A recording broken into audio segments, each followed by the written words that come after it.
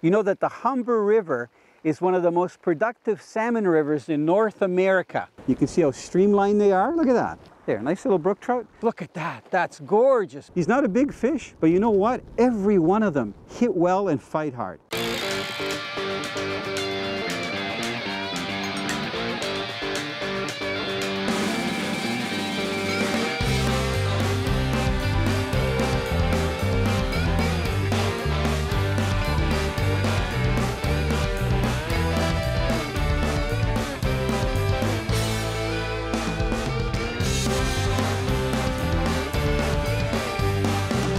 Canadian Sport Fishing, brought to you by Rapala, premium fishing gear crafted from experience. Yamaha Outboards, reliability starts here. Dickies, guaranteed workwear since 1922. Lucky Strike, all you need is a Lucky Strike.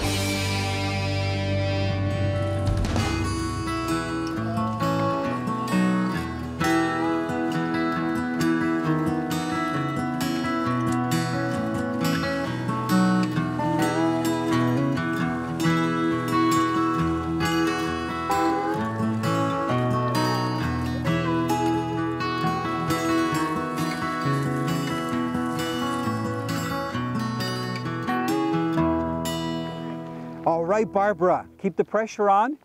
Yeah, keep reeling, it's coming right at you. George, is it gonna be okay with the motor? You know, this is so exciting. We're here in western Newfoundland. Oh, nice salmon, Barb, that's it. Just let him go if he wants to go. We're fishing the Humber River, which is the second largest river in Newfoundland. And can you tell that it's raining? We're hoping that our microphones won't get too wet. Barbara's hooked the first fish, and it's a good-sized fish. It's come out of the water a couple of times. So Barb, just keep the pressure on. You're doing great. Just try to work it on the right side of the boat.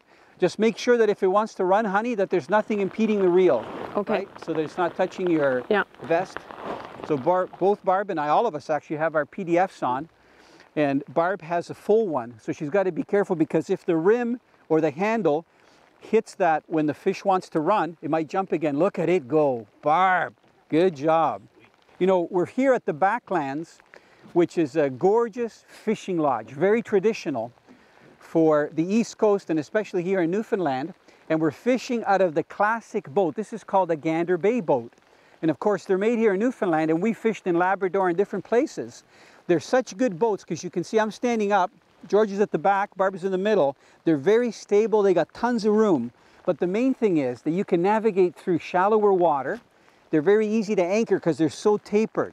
So they're ideal for salmon fishing. You know, like classic salmon fishing, we started out this morning before having breakfast. So we're in the water at about 6 and we didn't see a fish. Oh, not ready yet. No. Because I'm going to lean over here. Okay. So we started out early and we made lots of casts, didn't see a fish roll or anything. And we saw our first fish roll out here. We're literally in the middle of the river. And then we came down and we saw another fish roll, and then Barb hooked her fish. Well done, Barb.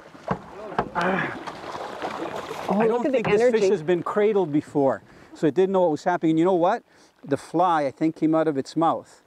That's one thing on all the scheduled salmon rivers, whether it's here in Newfoundland. I got to just put the glove on. So what I'm going to do is put him in the water for just a sec, because we want to make sure this fish is very healthy, and it is, for survival. As I was saying, on all the scheduled salmon rivers, it's single barbless hooks.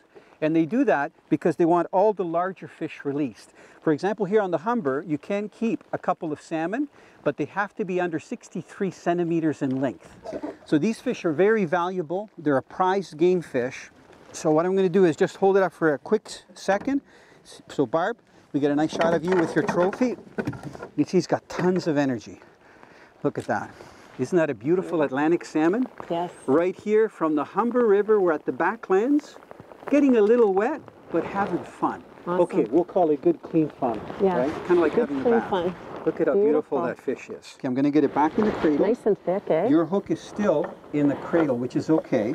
Good. We're going to put it in, because we've had it out of the water for a little bit. Yes. If you can hold the back of the cradle, Barb. I hope he doesn't shoot out the other end. This is where I get my sleeves wet, which I don't mind. And if you put the cradle down a bit more. Yep. Now, it might shoot out of my hands, because this fish is very revived. If you can put it down a bit more, Barb, look at that. Isn't that a gorgeous Atlantic salmon? Prime fish. I'm just going to hold it on its side. You can see it's breathing, just so you can see some of the detail.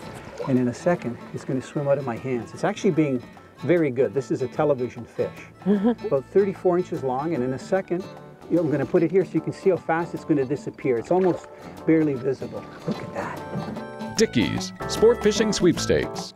I was with Frank McKay. He's a buddy of mine for over 55 years. We've been fishing Kenora area. We decided to fish for some lake trout. We saw them down about 7 feet of water, and we started jigging with some tube jigs, white tube jigs. We latched onto 2 or 3 of them at the time, and this one was one of the better ones, and gave a really nice fight. We had a lot of fun. It was a great way to end the day. Frank last year won the Dickey's Sport Fishing Sweepstakes. He won a lot of fishing gear. He won a fish finder, and that's what led me to enter this sweepstakes online. We'd love to hear your fishing story. Go to our website and enter the Dickey's Sport Fishing Sweepstakes. It's free, and you could win some great prizes.